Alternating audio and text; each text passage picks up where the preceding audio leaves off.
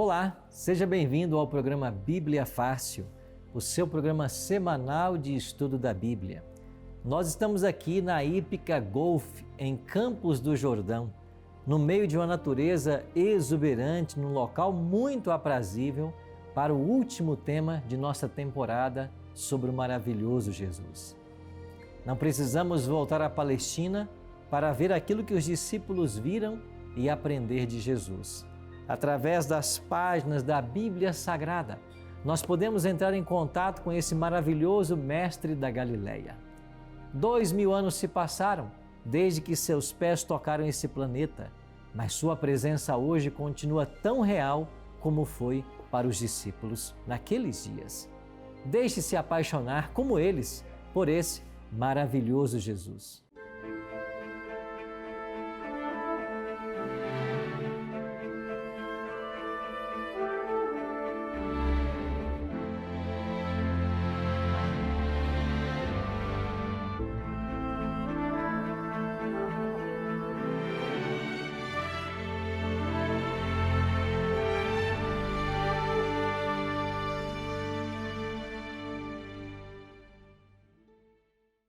Estamos no último programa de nossa temporada, mas eu quero convidar você para se inscrever no nosso curso Maravilhoso Jesus na internet. Você pode acessar o nosso site biblia.com.br e você pode fazer esse curso online. Nós gravamos esse curso Maravilhoso Jesus lá em Israel e todos os 13 temas dessa temporada estão disponíveis em nosso site. Você pode assistir a videoaulas e preencher um questionário com algumas perguntas. Temos uma novidade para você. Aqueles que fizerem todas as 13 lições poderão receber um lindo certificado como este. Você poderá imprimir aí na sua casa e guardar como lembrança desse aprendizado tão especial da Palavra de Deus. Então, quero que você acesse agora biblia.com.br, faça a sua inscrição e participe desse estudo online.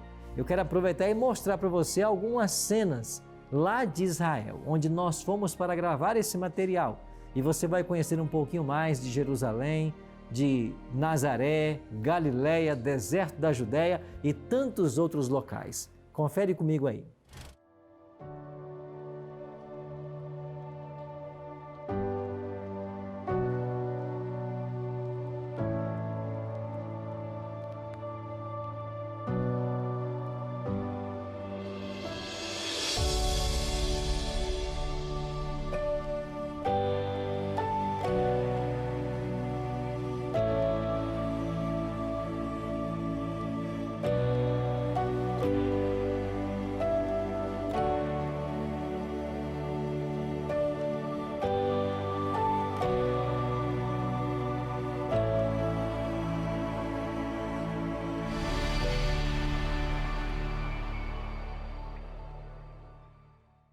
Já estudamos sobre a vida de Jesus desde sua encarnação até a sua obra no Santuário Celestial. Hoje vamos estudar sobre o grande clímax do plano da salvação, a segunda vinda de Jesus a esta terra e o estabelecimento do novo Éden. Por isso, o título do nosso programa de hoje, Jesus no Novo Éden. Você sabia que a Bíblia apresenta mais de 300 textos apenas no Novo Testamento falando sobre a volta de Jesus? Nenhum outro assunto deveria ocupar tanto nosso tempo como este.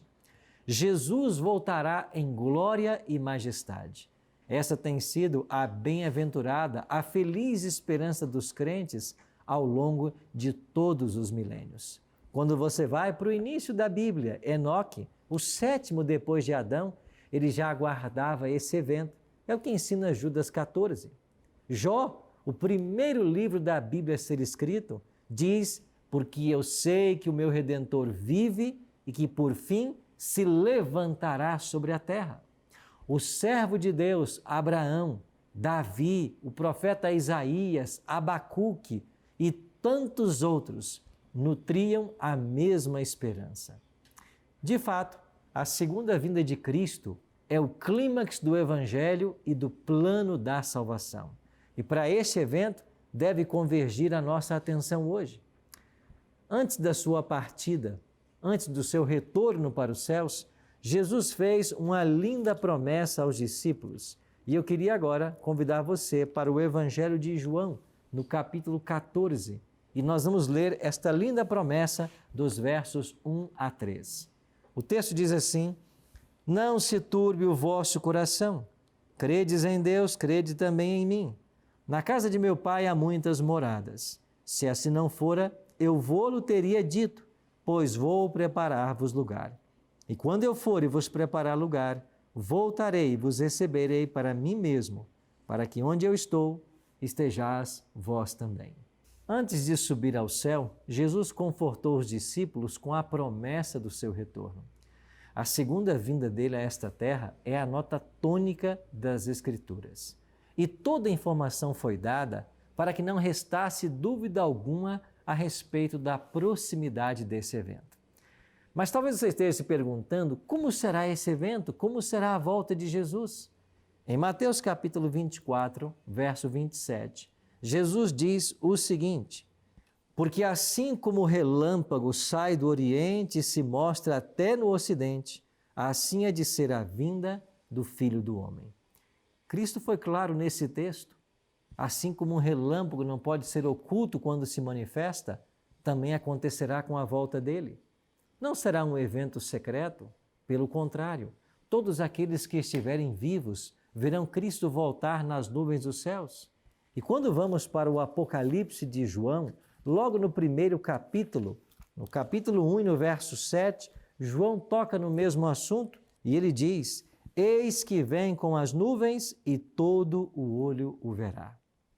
Não há nada de secreto no retorno de Jesus a esse mundo. Tanto Cristo quanto o Apocalipse 1,7 deixa claro isso. Será um evento literal, visível, audível. 40 dias após a ressurreição, quando Cristo retornava aos céus, os anjos apareceram para os discípulos e declararam: Varões galileus, porque estáis olhando para as alturas? Esse mesmo Jesus que dentre vós foi assunto ao céu, assim virá do modo como viste subir. E se antes de subir aos céus, Jesus era um ser real, uma pessoa real, que podia ser vista, ser tocada, que comeu com os discípulos, tudo isso indica que a sua vinda será tão literal e pessoal quanto foi sua partida. É o que nós podemos aprender desse texto. Agora, quando Cristo voltar em glória e majestade, quem o acompanhará? Aqui no Evangelho de Mateus, no capítulo 25, verso 31, nós aprendemos o seguinte. Mateus capítulo 25 e no verso 31. Quando vier o Filho do Homem na sua majestade e todos os anjos com ele, então se assentará no trono da sua glória. Milhares de anjos servem a Deus de dia e de noite no santuário dele. Na visão de Daniel, sobre o trono de Deus, o profeta, no capítulo 7, verso 10, descreve que milhares de milhares o serviam. E todos esses seres celestiais, comissionados por Deus para ajudar na salvação da humanidade, virão com Jesus no dia da sua vinda. Eles terão uma missão especial. Eles reunirão todas as famílias espalhadas pelos 4 cantos da terra. Pais reencontrarão seus filhos, filhos abraçarão os pais, cônjuges reencontrarão seus amados, irmão encontrará irmão, e por toda a eternidade as pessoas viverão felizes e unidas. Pastor Arilton, quais são os objetivos da volta de Cristo a essa terra? Bem, o primeiro deles aparece aqui em Mateus, no capítulo 16, verso 27. Mateus, capítulo 16, verso 27, apresenta o primeiro objetivo da volta de Cristo. Porque o Filho do Homem há de vir na glória de seu Pai, com os seus anjos, e então retribuirá a cada um conforme suas obras. Salvação ou perdição, vida ou morte. É isso que a palavra de Deus ensina. Na cena do grande julgamento, descrita por Jesus, é ensinado claramente que a recompensa só será dada no dia em que Jesus voltar a essa terra. Eu tenho um amigo que ele perdeu um ente querido e no dia do sepultamento do seu ente querido, um pastor de uma determinada igreja tentava confortar a família pela perda do ente querido. E em dado momento ele declarou: o nosso corpo do irmão está aqui, mas a alma dele já está na glória com o Pai. E esse meu amigo disse: não, pastor, não fale isso. Não minta para a minha família. O meu irmão não está na glória do Pai. O corpo está aqui, ele está inconsciente e só na volta de Cristo ele receberá a recompensa. Você consegue imaginar como ficou o pastor diante de um argumento desse? Mas esta é a pura verdade da Bíblia. Tem muita gente ensinando que a pessoa quando morre já vai para o céu, já vai para o inferno, vai para o purgatório. Não vai para lugar nenhum. A Bíblia é clara em ensinar. Eu acabei de ler para você um texto que mostra que só quando o Filho do Homem vier é que ele vai retribuir a cada um conforme as suas obras. O galardão, a salvação, só será dada na volta de Cristo. E a condenação eterna só depois da volta de Cristo. Então a Bíblia é clara em ensinar esse primeiro objetivo da volta de Jesus. Quais serão as consequências da volta de Jesus a essa terra? O segundo advento de Cristo afetará as duas grandes divisões da humanidade. Que divisões são estas? Aqueles que aceitaram a Jesus e a salvação por ele oferecida estarão de um lado, e aqueles que a rejeitaram do outro lado. Finalmente não haverá um terceiro lugar, uma terceira opção. O que acontecerá com os justos? Aqueles que aceitaram o plano da salvação quando ele voltar. Vamos falar dos justos que estão vivos. A palavra de Deus aqui em 1 Coríntios capítulo 15, versos 51 a 53, nos ensina algo extraordinário. 1 Coríntios capítulo 15, 51 a 53, o apóstolo Paulo assim expressa o destino dos justos que estiverem vivos. Eis que vos digo um mistério, nem todos dormiremos, mas transformados seremos todos. O apóstolo Paulo está falando aqui do sono da morte. Nem todos morreremos, mas transformados seremos todos. Paulo continua no verso 52. Num momento, num abrir e fechar de olhos, ao ressoar da última trombeta, a trombeta soará e os mortos ressuscitarão incorruptíveis e nós seremos transformados. Porque é necessário que esse corpo corruptível se revista da incorruptibilidade e o corpo que é mortal se revista da imortalidade. A Bíblia é clara em apresentar que quando Cristo voltar, todos os justos que estiverem vivos serão transformados num momento, num abrir e fechar de olhos. Essa transformação nós chamamos na Bíblia de glorificação, ou seja, eles receberão agora o dom da vida eterna prometido por Cristo. Eles terão todos os defeitos corrigidos e nós seremos perfeitos como era perfeito Adão ao sair das mãos do Criador. Esse grupo de salvos não provará a morte. Se você for aqui para Apocalipse capítulo 7 e Apocalipse 14, eles recebem o selo de Deus em sua fronte e eles são chamados de os 144.000. Eles também passarão pela grande tribulação de Daniel 12:1, na qual acontecerá ou ocorrerá durante esse período a angústia de Jacó. Esses lavaram suas vestes e as alvejaram no sangue do Cordeiro. E por fim, serão glorificados, ou seja, num momento, num abrir e fechar de olhos, desaparecerão todos os vestígios do pecado e eles receberão um corpo incorruptível e imortal. Essa será a consequência para todos os salvos que estiverem vivos. Agora, o que vai acontecer com os ímpios que estiverem vivos? Vamos então para 2 Tessalonicenses, capítulo 2, no verso 8. Então será de fato revelado o iníquo, a quem o Senhor Jesus matará com o sopro da sua boca e o destruirá pela manifestação da sua vinda. Muitos ímpios morrerão durante os eventos finais da história. Porém, aqueles que estiverem vivos por ocasião da segunda vinda, morrerão com o esplendor, com a manifestação de Cristo. E todos os fenômenos físicos que ocorrerão provocarão neste grupo um total desespero. Eles tentarão se esconder nas cavernas, nos penhascos das montanhas e, segundo o livro do Apocalipse, eles chegarão no desespero a pedir: caí sobre nós e escondei-nos da face daquele que se assenta no trono e da ira do Cordeiro, porque chegou o grande dia da ira deles, e quem é que pode suster-se?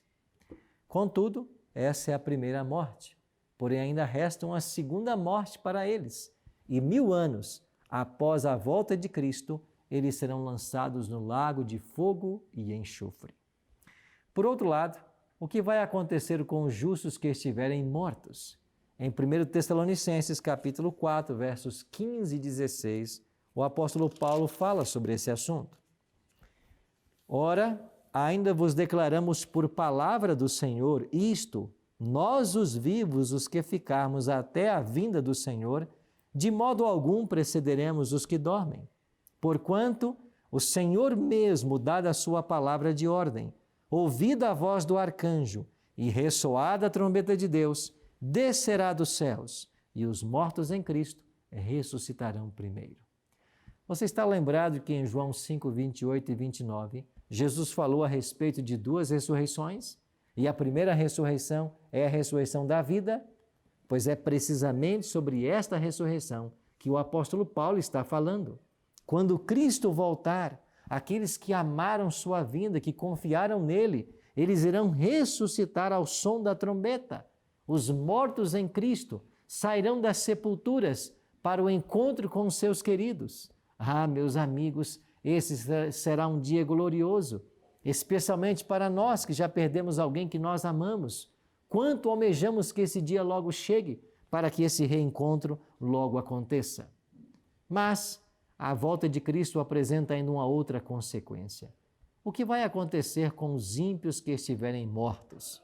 Nós já vimos que os ímpios vivos, todos morrerão na volta de Cristo, mas aqueles que já estiverem mortos. Acompanhe comigo agora mais um texto da Bíblia.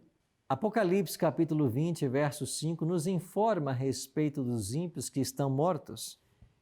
E ele declara: os restantes dos mortos não reviveram até que se completassem os 1000 anos. O livro do Apocalipse é claro em explicar que os ímpios não voltarão à vida até que se passem os 1000 anos. Ou seja, os ímpios mortos não ressuscitam na volta de Jesus, mas apenas 1000 anos depois dela. Esta é chamada na Bíblia a segunda ressurreição. Ela é assinalada pela condenação. Eles ressuscitarão da mesma forma que desceram à sepultura. E quando ressuscitarem, serão enganados por Satanás e serão convencidos a invadir a cidade santa que desceu dos céus, a Nova Jerusalém. E quando eles sitiarem a cidade, o Apocalipse declara que Deus mandará fogo dos céus e destruirá todos para sempre, Satanás, seus anjos e todos os ímpios que rejeitaram a Cristo e o seu plano de salvação. Diante desses fatos fica uma pergunta: quais os sinais que a Bíblia apresenta a respeito da volta de Jesus? Quão perto estamos desse acontecimento? Em Apocalipse, nós podemos ver que ele vai voltar em glória e majestade. Em Lucas capítulo 21, versos 25 e 26, o próprio Cristo falou a respeito de fenômenos, de eventos que indicariam a proximidade da sua volta. Jesus declarou: haverá sinais no sol, na lua e nas estrelas. Sobre a terra, angústia entre as nações, em perplexidade por causa do bramido do mar e das ondas. Haverá homens que desmaiarão de terror e pela expectativa das coisas que sobrevirão ao mundo, pois os poderes dos céus serão abalados. Interessante que os mesmos eventos preditos por Jesus, um grande terremoto, sinais no sol e na lua e também nas estrelas, aparecem na descrição do livro do Apocalipse, quando ele fala da abertura do 6º selo. Em Apocalipse capítulo 6, versos 12 e 13, olha quão parecida é a declaração do Apocalipse.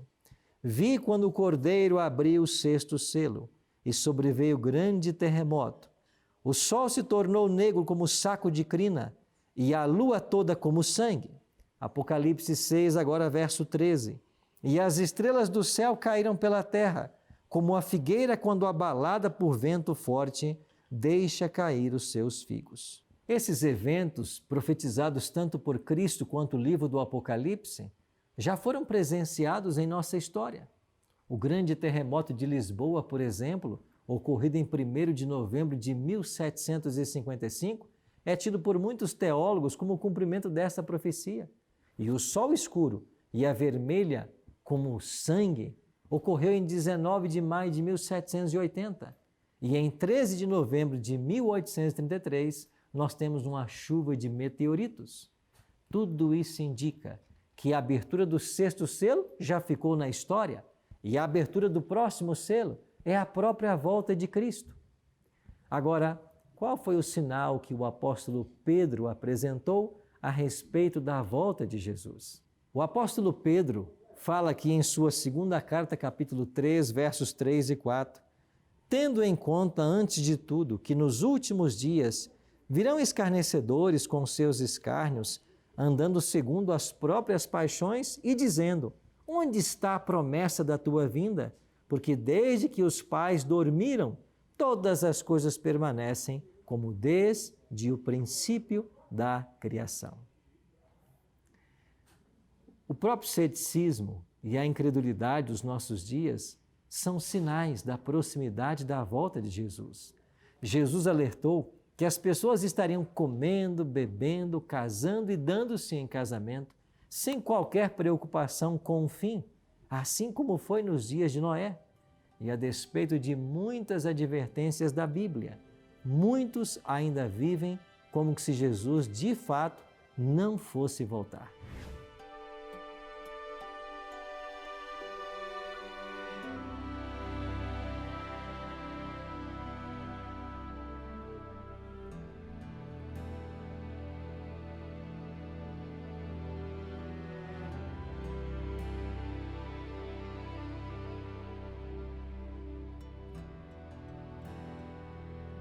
Quando Cristo voltar a essa terra, todos os salvos serão levados para os céus.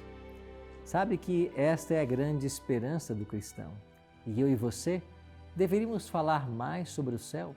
Deveríamos ansiar mais sobre o céu? E eu queria convidar você agora a uma viagem ao futuro. Pós-volta de Jesus, quando nós receberemos a recompensa da vida eterna e habitaremos com Ele por toda a eternidade. Você sabe o que nos aguarda? O apóstolo Paulo, escrevendo sua primeira carta aos Coríntios, no capítulo 2, no versículo 9, Paulo escreveu: mas como está escrito, nem olhos viram, nem ouvidos ouviram, e nem jamais penetrou em coração humano o que Deus tem preparado para aqueles que o amam. Eu gosto da profundidade desse texto. Os olhos nunca viram, os ouvidos nunca ouviram e nem o coração imaginou o que Deus está preparando. Agora, quando a gente vai para a carta de Hebreus, o autor de Hebreus, ele dá para nós uma informação preciosa. Aqui no capítulo 11, onde a Bíblia fala dos heróis da fé, daqueles homens que acreditaram na promessa de Deus, que se apossaram da vida eterna e que aguardam agora na sepultura a volta de Jesus, o capítulo 11, os heróis da fé, no verso 16, diz assim: mas agora aspiram, eles, os heróis da fé, aspiram a uma pátria superior, isto é, celestial. Por isso Deus não se envergonha deles de ser chamado seu Deus, porquanto lhes preparou uma cidade. Você sabe qual é a grande novidade que a Bíblia nos apresenta? Que aquilo que os olhos nunca viram, nem ouvidos ouviram, e nem jamais subiu ao coração humano, é que Deus está preparando uma cidade. Você conhece alguma cidade bonita nessa terra? Você já visitou alguma cidade famosa nesse mundo? Eu conheço algumas cidades e pude visitar outras. Você já foi a Nova York? Uma tremenda cidade. Quem sabe a cidade mais cosmopolita do mundo. O que dizer da França, Paris? O que dizer de tantas cidades do mundo. Vamos falar do Brasil, da nossa beleza nacional. Cidade maravilhosa, Rio de Janeiro, cidade modelo, Curitiba, e tantas outras cidades lindas no nosso país, mas nenhuma destas cidades se compara à cidade que Deus está preparando para mim e para você. Sabe que na Bíblia tem 2 personagens que já visitaram essa cidade. O primeiro personagem é o apóstolo Paulo. Ele foi até o céu. Ele disse que ele visitou o 3º céu. Mas quando ele voltou, ele disse que não conseguia falar das coisas inefáveis que lá havia visto. Mas o segundo personagem é João. E quando João voltou, ele fez uma descrição clara de como será a cidade que Deus está preparando. Por isso eu queria convidar você agora para irmos para o último livro da Bíblia e para os últimos 2 capítulos, onde nós encontramos aqui o novo céu e a nova terra, o Éden restaurado. João diz assim no capítulo 21, verso 9: Então veio um dos 7 anjos que tem as 7 taças cheias dos últimos 7 flagelos e falou comigo dizendo: Vem, mostrar-te-ei a noiva, a esposa do Cordeiro. Verso 10. E me transportou em espírito até uma grande e elevada montanha e me mostrou a cidade santa, Jerusalém, que descia do céu da parte de Deus. João viu a nova Jerusalém descendo dos céus. Interessante que há 2 cidades que percorrem toda a Bíblia, e estas são consideradas a capital do povo de Deus e a capital dos inimigos de Deus, Jerusalém e Babilônia. Elas já estão lá no Gênesis, elas caminham por toda a Bíblia.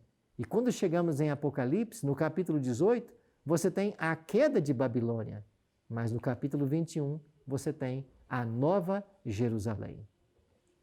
João viu a nova Jerusalém descendo dos céus, pousando nessa terra. Estamos falando de eventos 1000 anos depois da volta de Jesus. Agora João começa a descrever a cidade que ele viu. É claro que nos falta tempo para falarmos tudo sobre essa cidade, mas eu queria pensar alguns detalhes especiais com vocês. Olha em Apocalipse 21, no versículo 12. João diz assim, que esta cidade, a Nova Jerusalém, tinha grande e alta muralha, 12 portas, e junto às portas 12 anjos, e sobre elas nomes escritos, que são os nomes das 12 tribos dos filhos de Israel. O primeiro detalhe que chama a nossa atenção é que a Nova Jerusalém possui 12 portas, assim como a antiga cidade também possuía.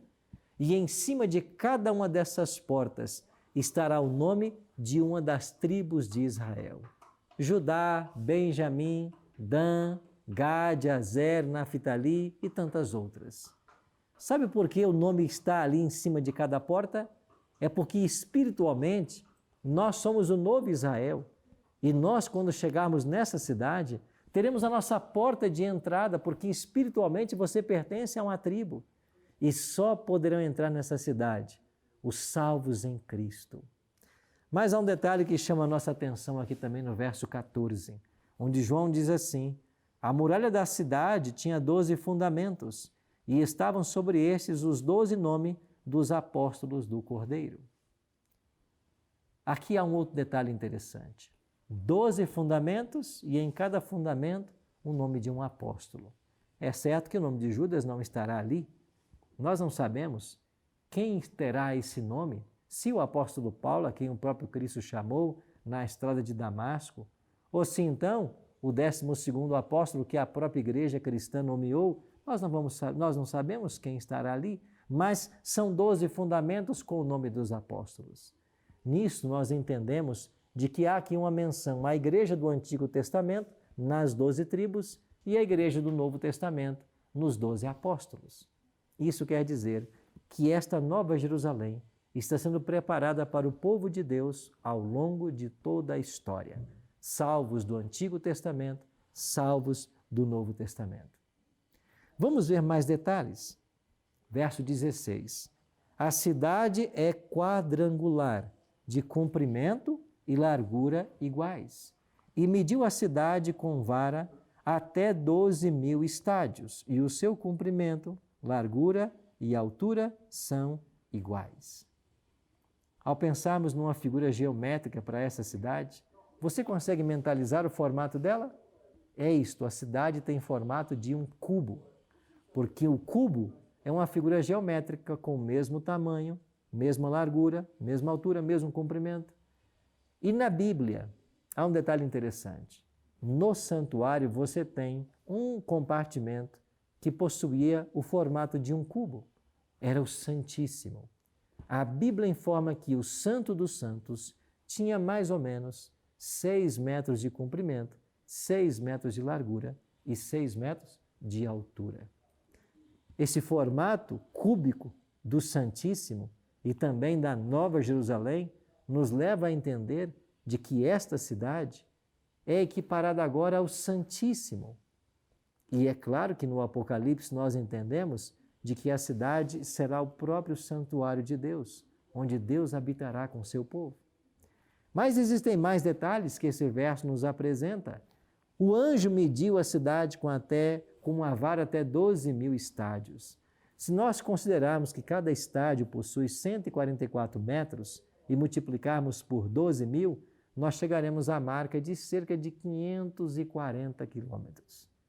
Nós não sabemos se esse 540 quilômetros é o perímetro da cidade ou se cada lado da cidade possui essa dimensão.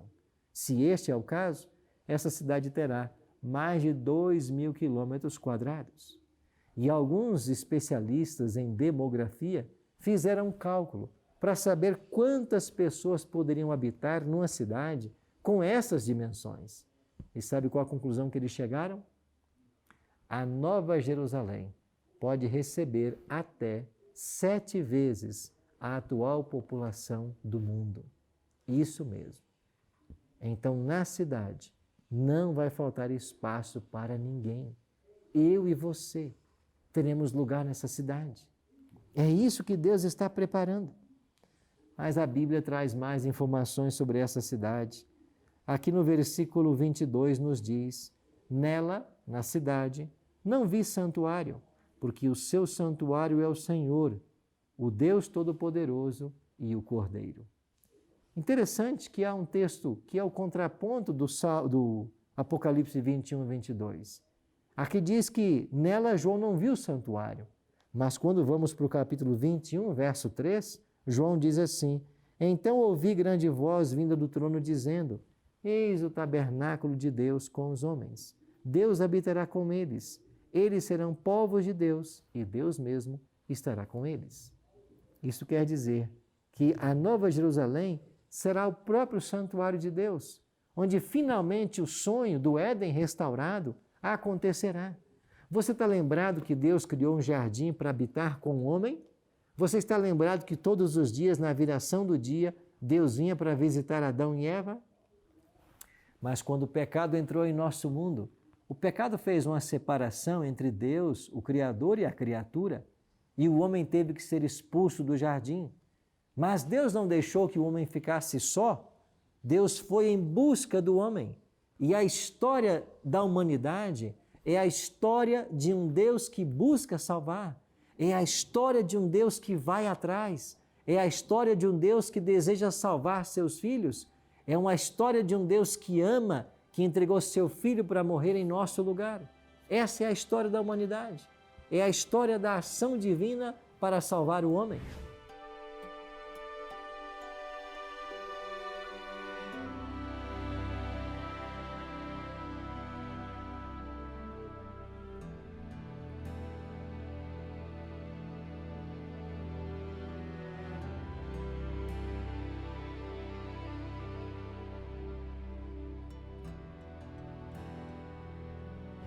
O sonho divino finalmente vai se tornar realidade. No Éden, Deus criou um jardim para morar com o homem. O homem pecou e foi expulso. Deus foi morar com o homem num santuário terrestre que ele mesmo mandou construir. Agora, Deus vai trazer o homem para morar no seu santuário. O desejo de Deus finalmente vai ser concretizado e ele terá suas criaturas morando com Ele e por toda a eternidade. Ao estudarmos sobre a Nova Jerusalém, resta responder apenas uma pergunta: quem terá acesso a essa cidade? E Apocalipse capítulo 21, 27 traz para mim e para você essa resposta.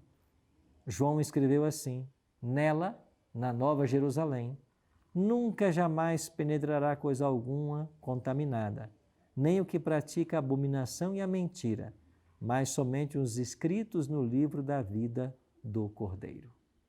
Sabe quem é que vai ter acesso a essa cidade? Quem tem o seu nome no livro da vida.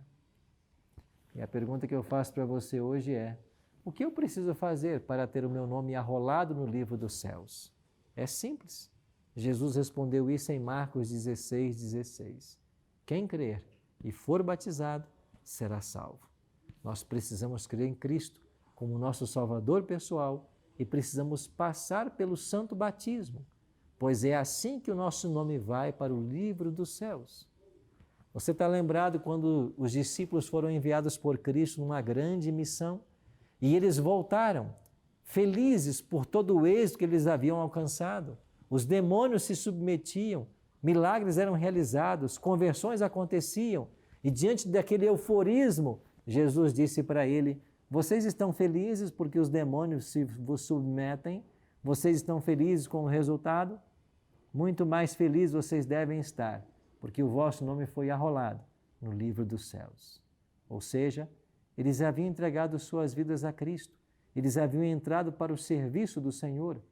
Assim os nomes deles estavam no livro da vida lá nos céus.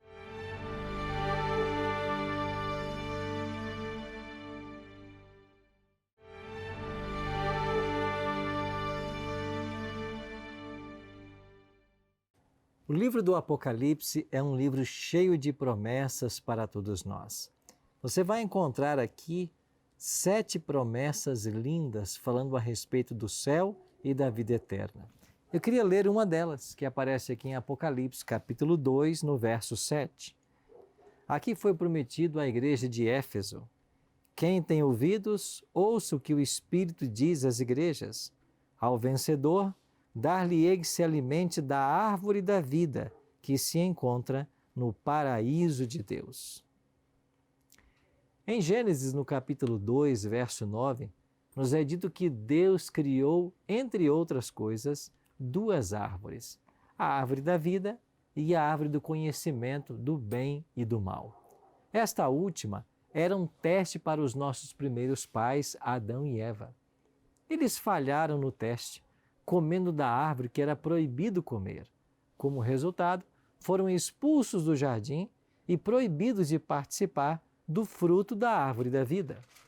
Mas Deus não deixou o homem à mercê de Satanás. Através do ministério de Cristo, da sua encarnação, da sua vida sem pecado, da sua morte expiatória, de sua ressurreição, intercessão e ministério no santuário celestial e agora segunda vinda, nós podemos obter o direito de participar novamente da árvore da vida que se encontra no paraíso de Deus. E quando nós chegarmos no paraíso e participarmos desse fruto, o que vai acontecer? Em Apocalipse capítulo 22, no verso 14, é dito: bem-aventurados aqueles que lavam as suas vestiduras no sangue do Cordeiro, para que lhes assista o direito à árvore da vida e entrem na cidade pelas portas. Sim, os salvos terão direito a participar mais uma vez do fruto, e nós entraremos na cidade santa pelas portas. Quão maravilhoso será o dia em que pudermos comer desse fruto. O plano original de Deus para seus filhos era de alegria, paz e vida eterna. Através do ministério do maravilhoso Jesus, isso foi conquistado. Uma soma inestimável foi depositada em nossa conta. E a única coisa que precisamos fazer agora é lançar mão desse depósito, é fazer o saque.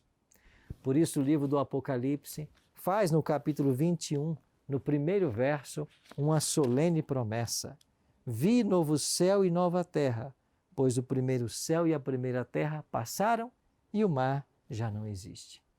Era plano original de Deus que o homem vivesse feliz por toda a eternidade no jardim do Éden. Por causa do pecado de Adão e Eva, esse direito foi perdido. Mas ainda que temporariamente o plano de Deus foi interrompido, Cristo conquistou o direito de possuirmos a vida eterna.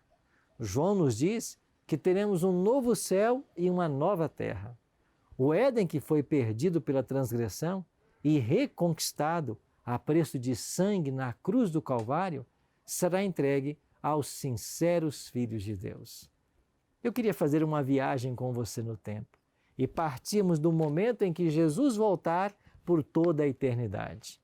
Jesus voltará e depois de 1000 anos da volta dele, nós teremos vários eventos que o Apocalipse descreve para nós. O Apocalipse capítulo 20 faz uma descrição dos eventos que terão lugar 1000 anos após a volta de Jesus. Aqui no capítulo 20, nós temos o momento em que Satanás será solto. Este é um importante acontecimento. Aqui diz, capítulo 20, versos 1 em diante, vi descer do céu um anjo que tinha na mão a chave do abismo e uma grande corrente. Ele segurou o dragão, a antiga serpente, que é o diabo Satanás, e o prendeu por 1000 anos. Quando Cristo voltar, Satanás será preso. E ele ficará preso durante 1000 anos. Este período na história chamamos de milênio, ou este período na profecia chamamos de milênio. Será o período em que os salvos estarão reinando com Cristo nos céus e os ímpios estarão mortos. E sobre essa terra que vai estar desolada e vazia, estará Satanás preso com os seus santos anjos.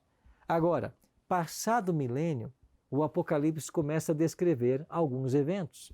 Aqui no capítulo 21, versículo 9, texto que nós já lemos hoje, João viu descer do céu a Nova Jerusalém.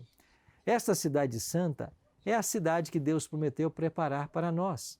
Lá em João 14, 1 a 3, Jesus falou, vou preparar-vos lugar, e quando eu preparar lugar, voltarei e vos receberei para mim mesmo. Essa cidade santa que Jesus está preparando, chamada Nova Jerusalém, será a eterna morada dos salvos. E terminados os 1000 anos, ela vai descer dos céus e vai pousar aqui nessa terra. Quando a cidade descer, os ímpios irão ressuscitar. Aqui nós temos a segunda ressurreição. Os ímpios de todas as eras, eles irão ressuscitar.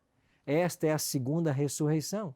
De acordo com Jesus, em João 5, 28 e 29, é a ressurreição da condenação.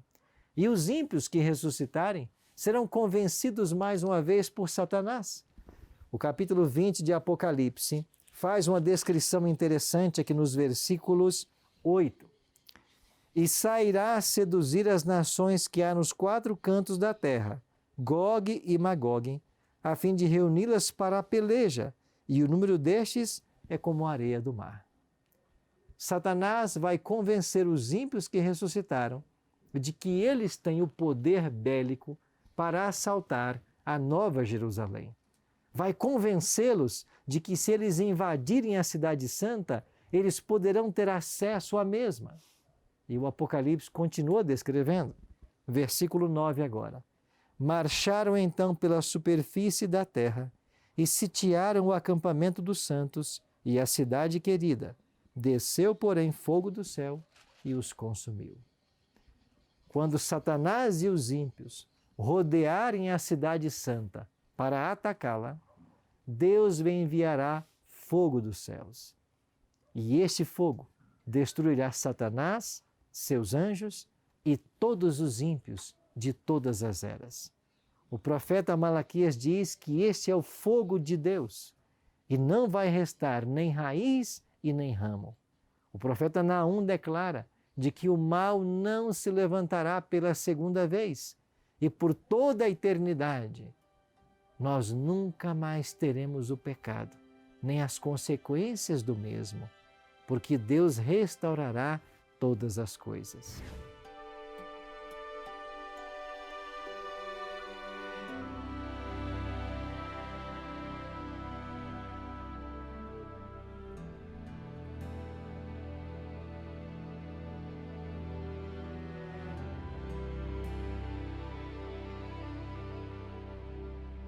Quão maravilhoso é pensar na vida na eternidade. Todas as coisas que Deus está preparando para nós. Como eu disse há pouco, nem olhos viram, nem ouvidos ouviram, e nem jamais penetrou em coração humano aquilo que Deus está preparando para aqueles que o amam. Eu e você precisamos amar a vinda do Senhor para presenciarmos e vivermos esta realidade. Por outro lado, como é triste ver milhares de pessoas trocando as alegrias da vida eterna por míseros anos de prazeres pecaminosos. Cristo mesmo aconselhou a todos nós. Lá em Mateus capítulo 6, verso 33, buscai, pois, em primeiro lugar o reino de Deus e a sua justiça, e todas as coisas vos serão acrescentadas. O grande desejo da minha vida é que a bênção do Senhor repouse sobre você, sobre aqueles que você ama, e que nós façamos todos os preparativos para herdar o lar que nos pertence. O Éden nos será devolvido. Você sabia que o jardim do Éden permaneceu sobre a terra por muito tempo, depois que o homem foi expulso do jardim, do paraíso? Foi permitido à raça decaída por muito tempo contemplar o lar da inocência, estando a sua entrada vedada apenas pelos anjos vigilantes. A porta do paraíso, guardada pelos querubins, de acordo com o livro de Gênesis, revelava-se a glória divina. E para ali iam Adão, seus filhos, netos, bisnetos, adorarem ao Senhor. Ali eles renovavam seus votos de obediência àquela lei cuja transgressão os havia banido do Éden. E quando a onda de iniquidade se propagou pelo mundo e a impiedade dos homens determinou sua destruição por meio de um dilúvio, a mão que plantara o jardim do Éden o retirou. Mas na restauração final de todas as coisas, quando houver um novo céu e uma nova terra, será restabelecido mais glorioso, mais adornado do que no princípio, e nós poderemos conhecer esse novo jardim. O Éden nos aguarda. Nós somos advertidos pela Bíblia Sagrada de que Jesus virá como um ladrão, ou seja, numa hora em que não se espera.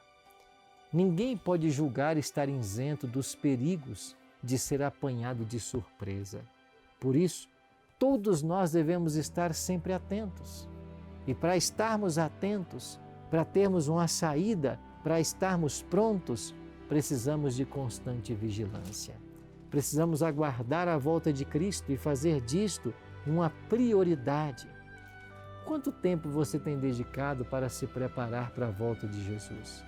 Em sua escala de valores, em que lugar está o reino de Deus?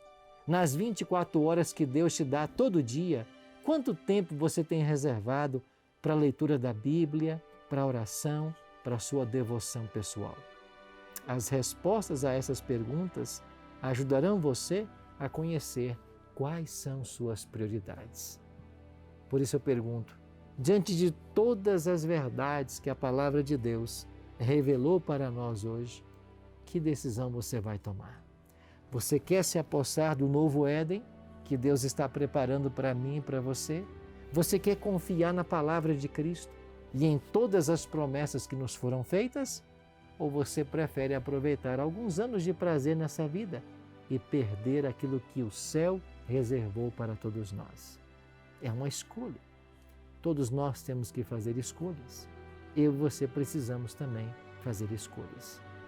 Por isso a Palavra de Deus faz um apelo para que, ao ouvirmos esse Evangelho, não endurecemos o nosso coração, mas sim permitamos que Jesus entre e faça morada em nossa vida e nos prepare a cada instante para o seu breve regresso. Eu quero convidar agora mais uma música. Esta é a última música dessa temporada sobre o maravilhoso Jesus. E enquanto essa música estiver sendo cantada, eu queria que você pensasse, se Jesus viesse hoje, você estaria pronto para recebê-lo? Se Jesus voltasse para levar os salvos para o céu, você estaria entre eles? O teu nome já está arrolado no livro da vida lá nos céus? O teu coração já é de Cristo? Eu queria que você pensasse nisso enquanto você ouve essa canção. Há um país nas terras de além-rio, cheio de flores e de prazer e luz, é destinado às almas resgatadas.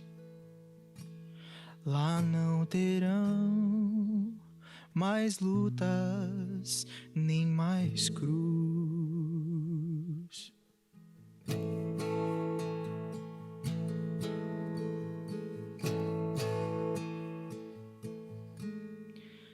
Lindo país, eu vejo a brisa mansa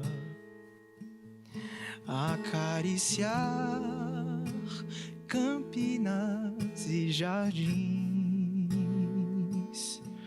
e embalar as palmas prateadas dos perfumados vales com jasmins.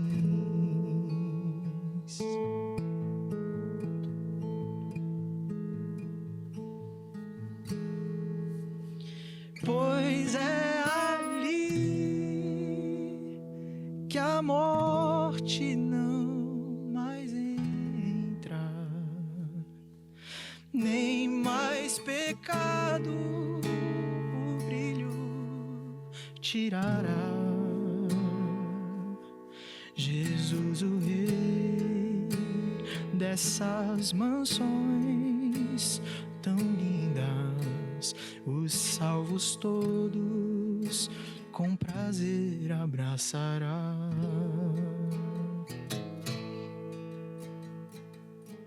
E quando o sol se põe no horizonte, eu julgo ver em sonho este lar. Vejo os amigos já ressuscitados e todos nós, o nosso bom Jesus, louvar.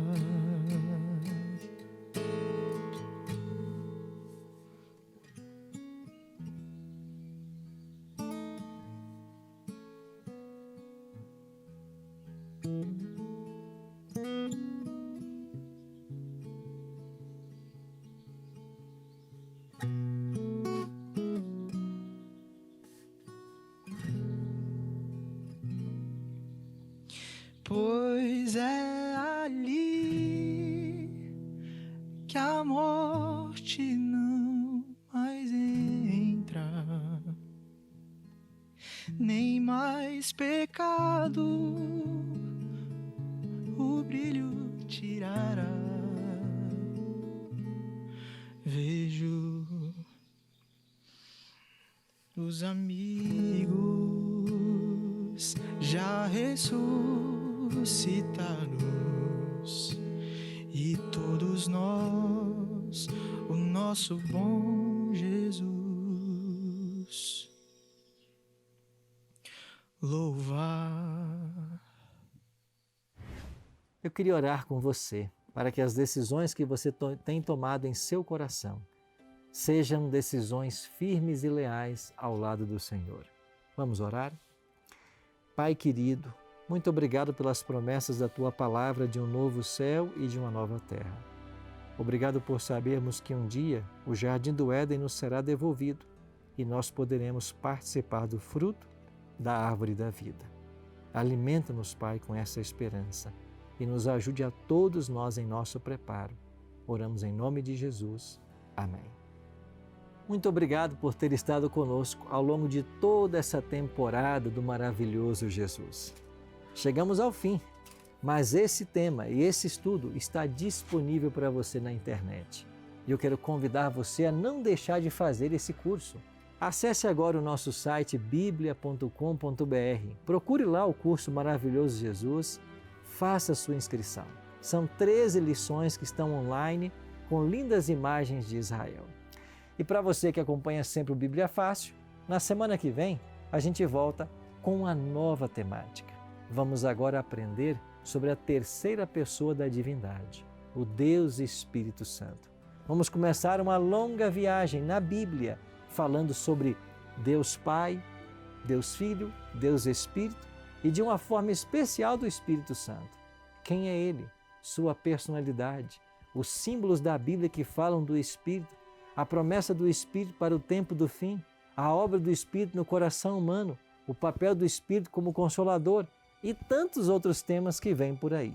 Então, na semana que vem, a gente vai estar junto com a nova temporada sobre o Espírito Santo. E eu espero você aqui no seu programa de estudo semanal. Deus o abençoe e até lá.